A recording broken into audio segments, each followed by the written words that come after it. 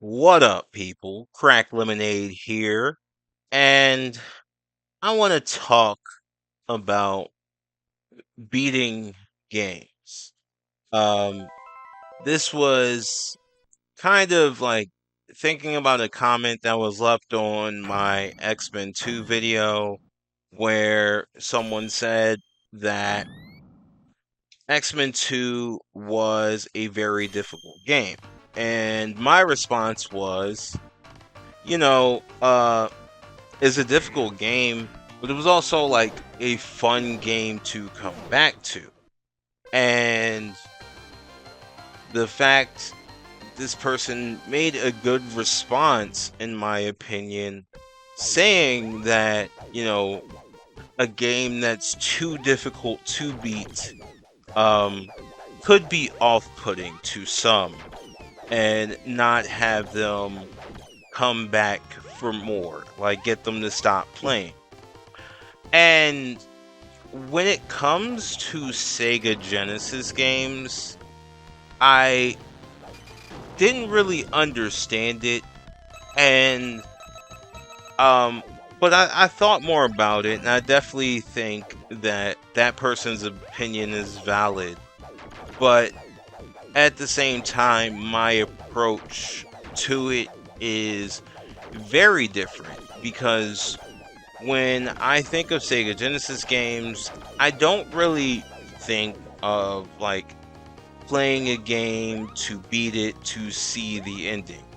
I think of, having a fun play session with certain games and, just kind of enjoying the game itself.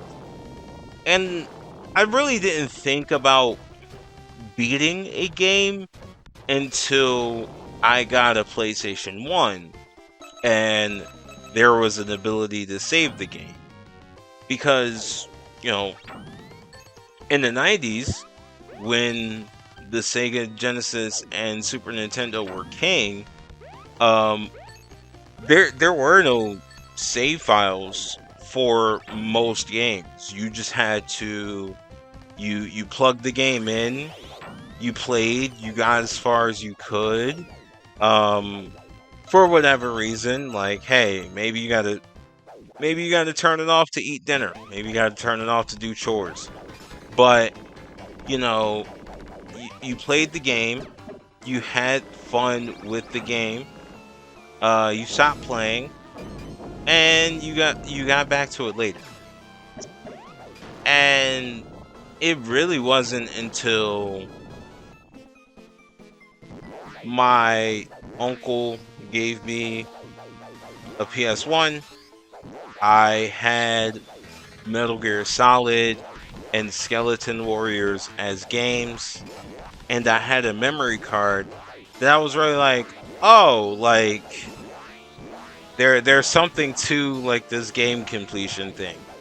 Um, and even then, I wasn't thinking about like beating a game 100%, finding all the secrets and doing all that because I don't know, it just wasn't a thing that we like I did.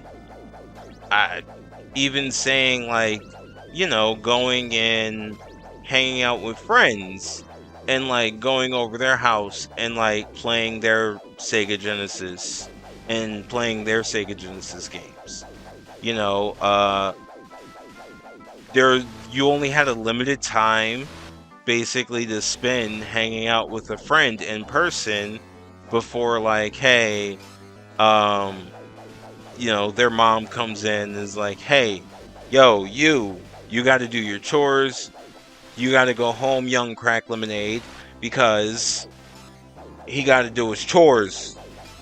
But you know you can't be around, you get out.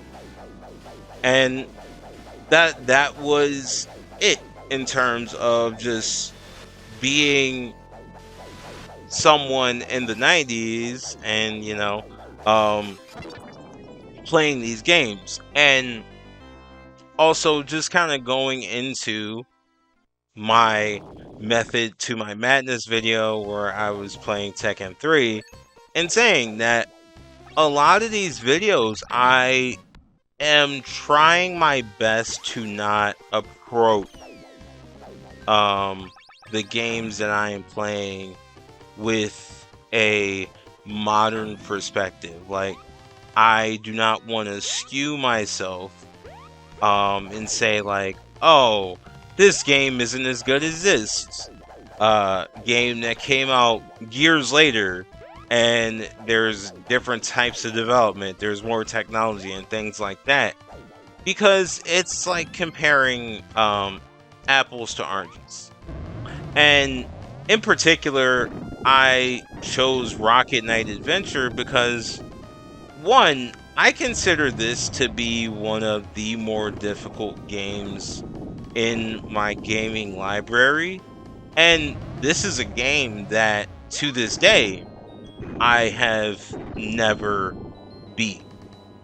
And this was a game that was in my gaming library. This is one of the games that I constantly played. Like, it was Shinobi 3, Zombies Ate My Neighbors, Alter Beast. What is it? So Shinobi 3, Zombies Ate My Neighbors, Sonic and Knuckles, and Rocket Knight Adventures. Like, these were the games that I grew up playing, and I wasn't, 100%ing all of them. Like, out of that list of games that I made, I only beat Shinobi 3 and Sonic and Knuckles. And I didn't have Sonic 3 and Knuckles. I only had Sonic and Knuckles. So I didn't have the save ability. So it was very much so, I played it until I got tired, and then I played it again later. That was how gaming was for me back then. And I do understand that there are some people who have that desire to finish a game, see the ending and the story and whatnot. I didn't have the manuals for any of these games growing up. I didn't have the cases for a bunch of these games growing up. I think I had the Shinobi 3 case, and I had the Altered Beast case. And if you did not have the case and manual to a game, you really didn't know the story. Because, like, most of the time you're not paying attention to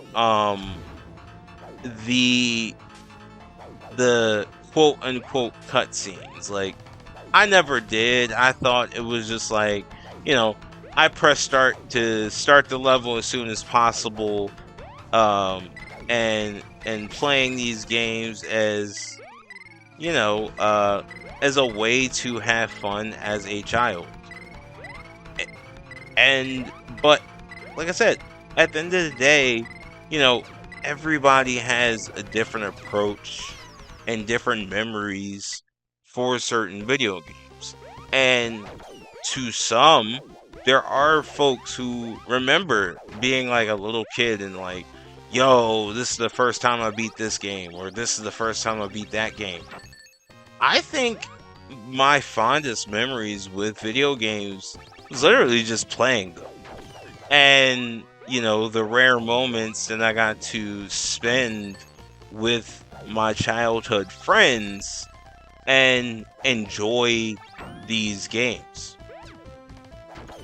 Does that invalidate anybody else's desire to complete a video game?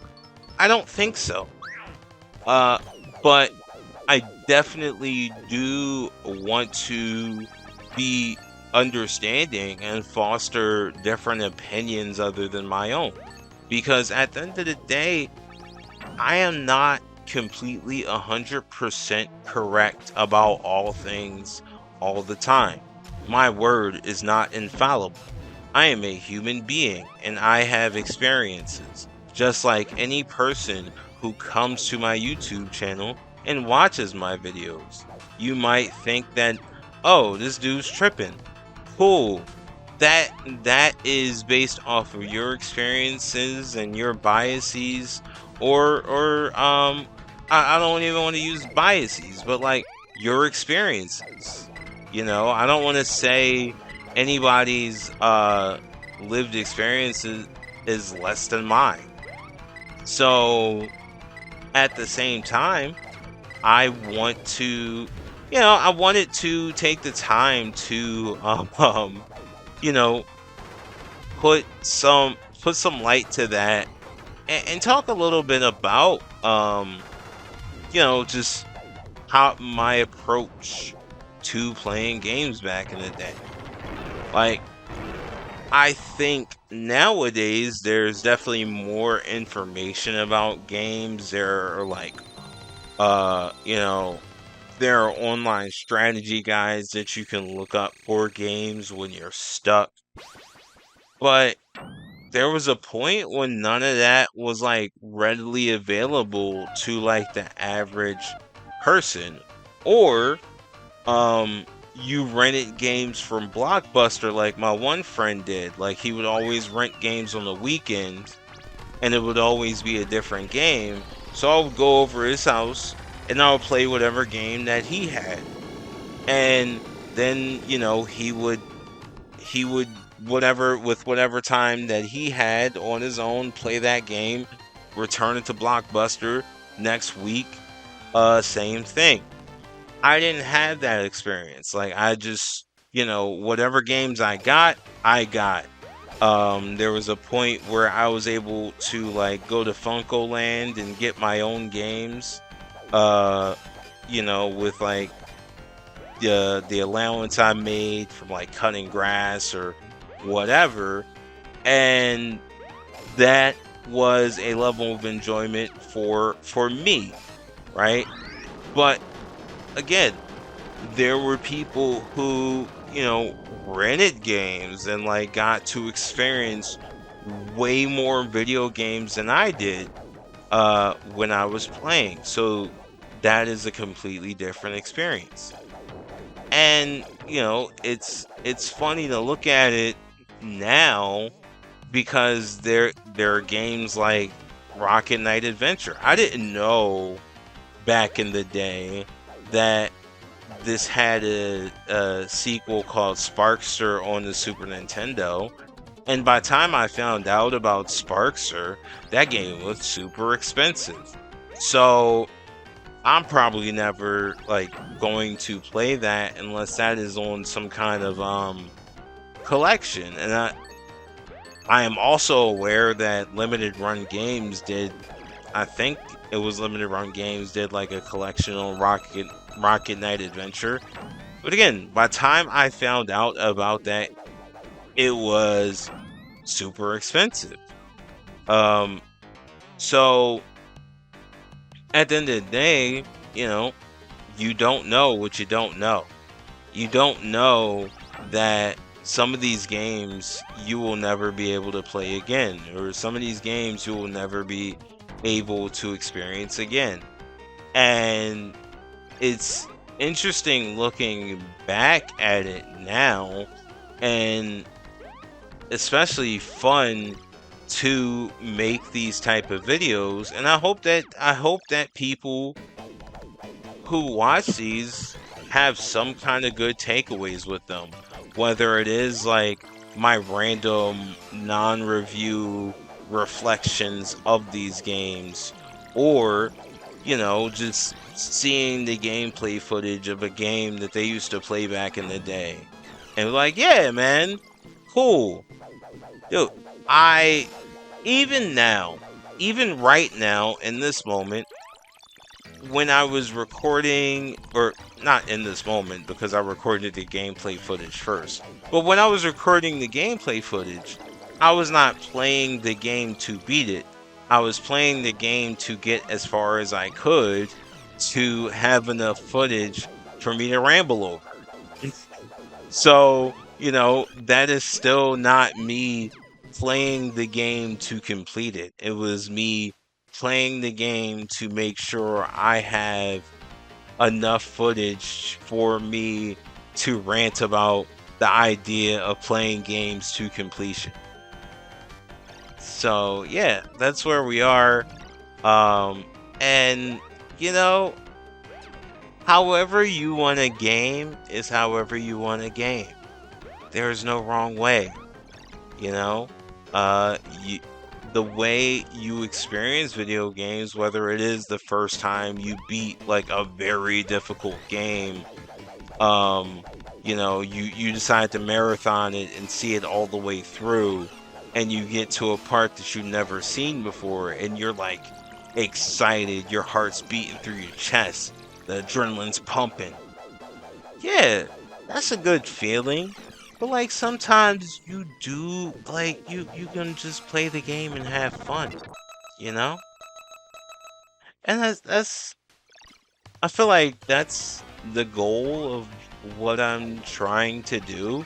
I don't know if I'm successful at doing that so far, but I think I will have enough topics to keep this going for a while, even if I run out of Sega Genesis games and have to dip to another system.